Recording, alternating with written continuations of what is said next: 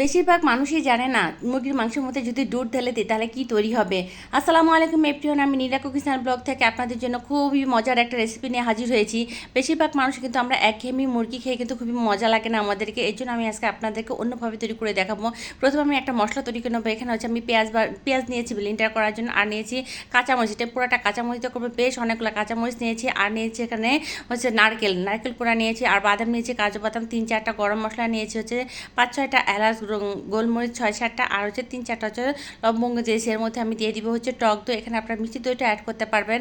এখানে আমি সামান্য পরিমাণ দুধ দিয়ে এটাকে খুব সুন্দর করে পেস্ট করে নেব। আর যারা আমার মতো অলস না তারা অবশ্যই পাটা পেটে নিতে পারেন। এই তো আমি এখানে হচ্ছে সেই চিকেনের মধ্যে হচ্ছে মশলা এগুলো সব কিছু দিয়ে দেবো, আর উপরে তেজপাতা দারচিনি দিয়ে আদা রসুন পেস্ট হচ্ছে 1 চামচ করে আমি দিয়ে দিব।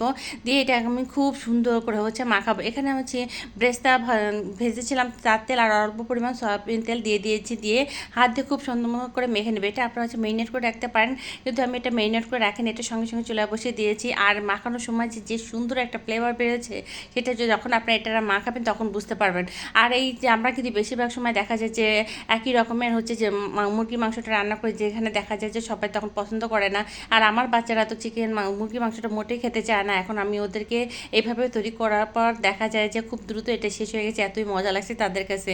এই যে দেখুন আমি এটা করার পর চিকেন থেকে যে পানি ছেড়ে দিয়েছে, সেই পানি দিয়ে হচ্ছে খুব ভালোভাবে কষাই নেবো। কষানোর পর হচ্ছে এর মধ্যে আমি হচ্ছে কোনো পানি ইউজ করবো না, আমি এটা সম্পূর্ণ দুধ দিয়ে হচ্ছে রান্না করবো। এরপরে দেখেন কষানো হয়ে গেলে এর মধ্যে আমি হচ্ছে আরও হচ্ছে 1 কাপ পরিমাণ হচ্ছে দুধ দিয়ে দিচ্ছি। দুধটা হচ্ছে আপনার যদি তরকারিটা ঘন রাখতে চান তাহলে আর বেশি দরকার হয় না, 1 কাপে আমার হয়ে যাবে।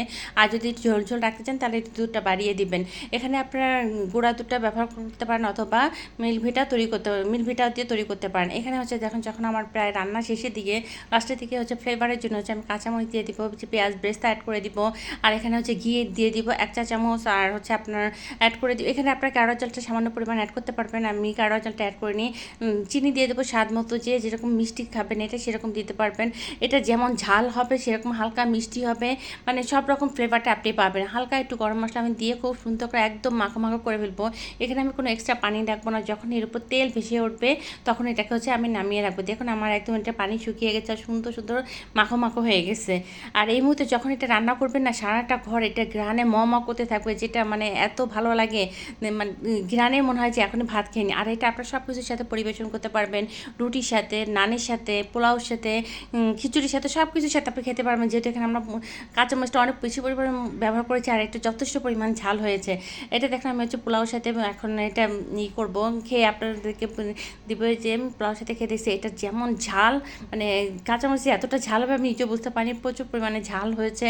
আর হচ্ছে যেমন বাদামের যে একটা এই বাদাম দিয়েছি, সে বাদামের ফ্লেভার, আর নারকেল দিয়েছি, সে দাঁতের তলে যেমন নারকেলটা বাড়তেছে, সব কিছু মিলিয়ে সেই রকম হচ্ছে। মানে আপনার বাসায় একবার হলে ট্রাই করে দেখবেন।